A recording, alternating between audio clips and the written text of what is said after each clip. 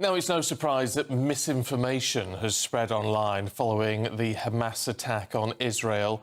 And, of course, Israel's response with airstrikes. Two sides continue to battle. But do you believe what you read online? Yeah, during a major event like an armed conflict, for instance, many social media users share misleading or baseless claims, including miscaptioned imagery or altered documents in an effort to, I suppose, shape the people they're trying to reach. Well, let's talk to a man who knows all about this sort of stuff. That's Andrew Eborn, who's here. Morning, Andrew. Morning. Look, the first casualty of war is the truth. As they always say. It's always been the case. But in the modern age, the lies can appear very convincing. Yeah, absolutely. And seeing is not always believing, and that's the key sort of message. And what they have now, the people within their armoury, is all sorts of things. Artificial intelligence, which I'm always talking about, how you can make people say anything in any stage. You can. That's terrifying. Isn't that terrifying? And you can have audio clips. Slovenia, which is their election, 2 days beforehand, there was neck and neck, but there was a released audio about a discussion with one of the candidates talking to a journalist about how to rig the election. And it turned out that this was entirely fake. So this particular candidate lost and it went to the other side. It might have been the first election decided by deep fake. So the key to that is make sure, because you can get images. You had Zelensky, you might remember, I spoke about this beforehand, surrendering to Putin in a video. So AI is one of the big things to watch out for. But it's not just AI. And there's a number of examples where you can get doctored images. And I've got a few which I've been digging every single day. They're sort of fake news stories. So you get altered documents. There's one about Biden, which was issued about where he pledges $8 billion of military aid to Israel, and it looks official and so on and so forth. $8 billion, which would have been a huge thing released. What actually, this document is false. It was actually originally approving $400 million for Ukraine on July the 25th, 2023. And basically, they posted all of this out there to spread that disinformation.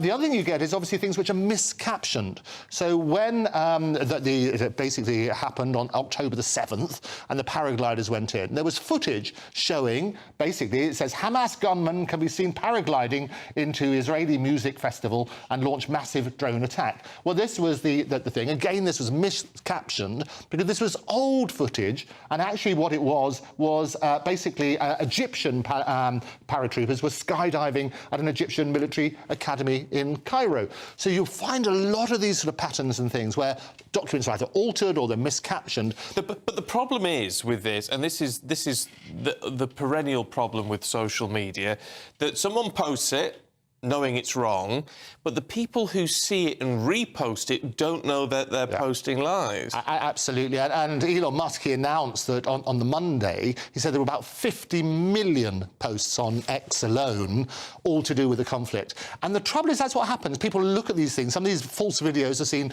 2 million times and so on and so forth. And it gets quite alarming. So we would urge everybody, I'll talk about some tips in a moment, but all sorts of things, you've got to be really, really careful what you post. One of the most scandalous things is obviously, which hits the headline, is the use of children, either in defence mechanism or whatever. And there was a video, horrendous video, which was labelled with children in a cage, a chicken coop cage, which got millions of views. Here's the picture here. They've blacked that out, which was horrendous, and it looks horrendous, deliberately there. What happened, it was 5 children, apparently with somebody laughing at their predicament. And if you check this on things, what the ex-user who was called the Ocanist, I think his name was, he said, alleged footage of Hamas keeping children in cages. Why? What purpose does this serve? Are they Israeli hostages? 15 minutes later, he said, correction, they are Palestinian children being held in cages by Israeli law enforcement army officials. And what actually happened, neither of those were true. People looked at that sort of story, they looked at the footage, and it's actually posted a few days before the conflict even started. And what it was somebody playing around with their children, locking them up as a joke. And so if you look and you can do reverse image and so on and so forth to date it, you can look at that sort of side. So there are horrendous real images coming out of the conflict, but there are all these sort of fake things. And as we say, you know, the first casualty in war is the truth. When you hear a news outlet say had this terrible report or terrible picture or something, video, You often hear them say, we are waiting verification. Yes. How do they verify that is real? And there are three sort of ways that you have to do things. A lot of it is all about trusted sources. We're living in a very diseased information age at the moment where we're drowning in information, most of which is false. And what happens is you get all these conspiracy theories and so on and so forth, and people can edit footage and say AI has accentuated that problem. So basically, it's the who, what, why, when. So your starting point is who is behind the information? Who's telling you this story? And what we do is what's called lateral reading. So in other words, if you've got a story, you say, well, who's telling it? And then look at who that particular person is, their particular background, LinkedIn profile, if you like, other things they might have written. And you can correct it on that sort of basis. Because it's always about verified sources. And that's the problem. I say we live in a diseased information age where... It's so dangerous, though.